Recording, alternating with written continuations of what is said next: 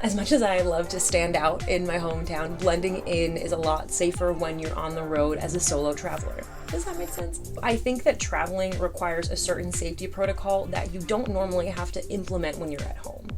It's got a new tattoo. Don't tell my mom. Hi, Mom. Guys, I missed you. I'm so glad you're here. Okay, I'm just waking up, but we're going to talk about a very important topic when it comes to traveling: traveler safety. So I get asked this question a lot. Is it safe as a solo traveler? Is it safe as a female solo traveler?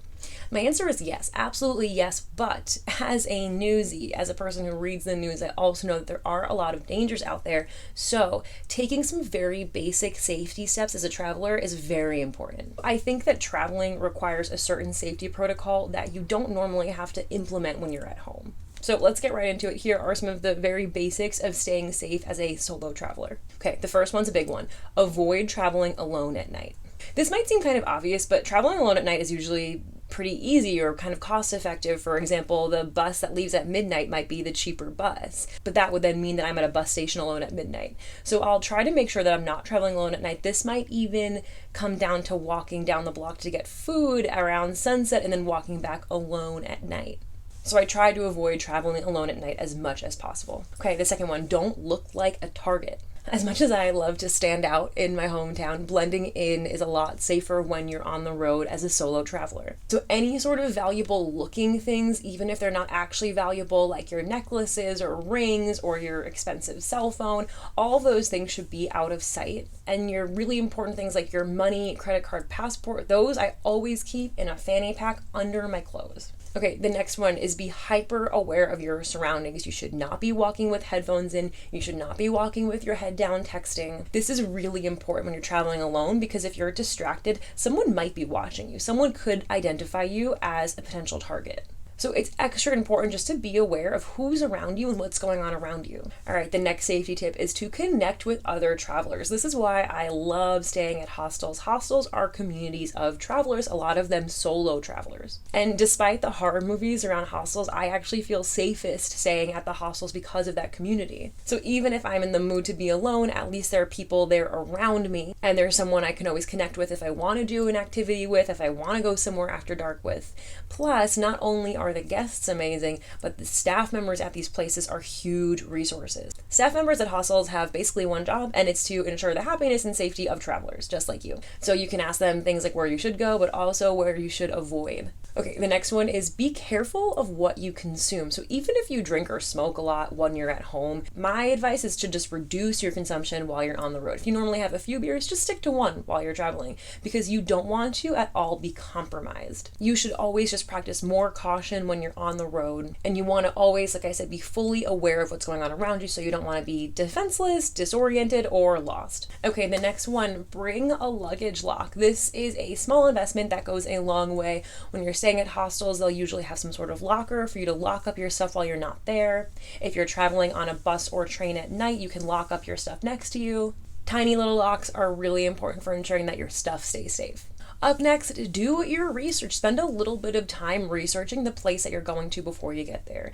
And not just Googling fun things to do, but look at the news. See what's been happening in the news there. That'll give you a lot of insight into any potential risks that travel has. Okay, next step, know your destination in advance and how you're getting there. So when I arrive in a new place, I like to try to have my route planned out in advance. So I'll know the name of the hostel or my Airbnb, and I like to know how I'm getting there. So for example, if I land in an airport, I want to know what bus I'm taking, what cab I'm taking to my destination. Because when you arrive in a new place with a big backpack looking lost, that could also open you up to potentially dangerous opportunities.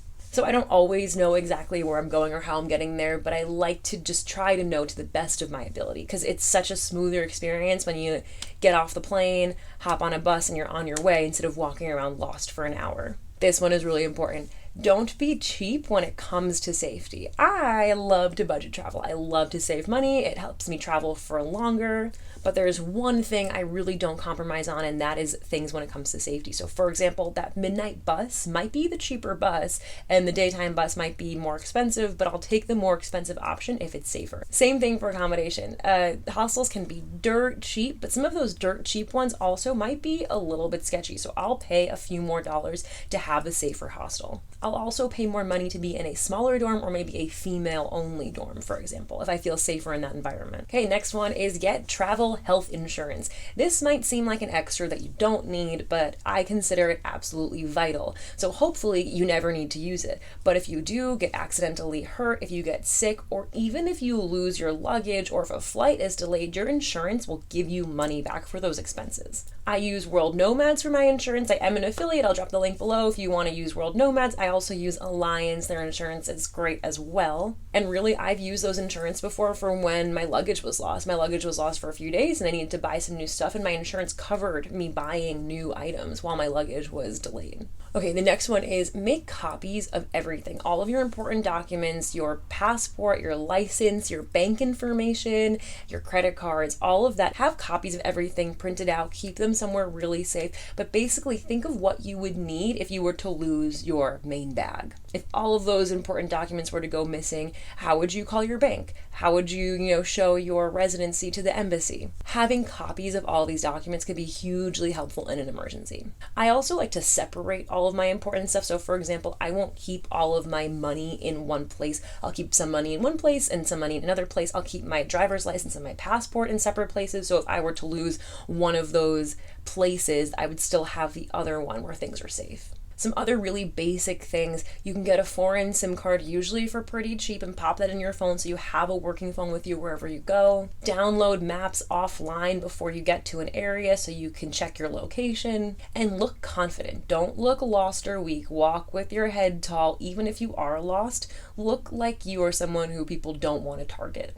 And my last big tip is really trust your gut instinct. Your gut instinct of what is safe and what is not will go a long way when you're traveling, seriously. So for example, if you were in a situation that feels unsafe and you want to leave, just get up and leave. Don't worry about being rude. Don't worry about feeling awkward. Your safety is your top priority. And if you feel like something isn't right, you need to remove yourself from that situation. And I would say one last tip is be really wary of who you trust on the road, more so than at home. Even if people seem like they're really nice, keep them at arm's distance, at least until you know them a little bit better. Just assume everyone's a little bit sketchy until proven otherwise. So I think the bottom line for this is, yes, traveling the world alone is safe. I feel safe doing it, but you need to know how to ensure your own safety. If you travel smart and take some very basic steps to reduce your danger risk, I think that you will have a totally safe experience. Guys, thank you so much for watching. If you have any other safety tips that you use as a solo traveler, let me know. Let's share them. Oh, I miss you already. Have a great day. I will see you next time.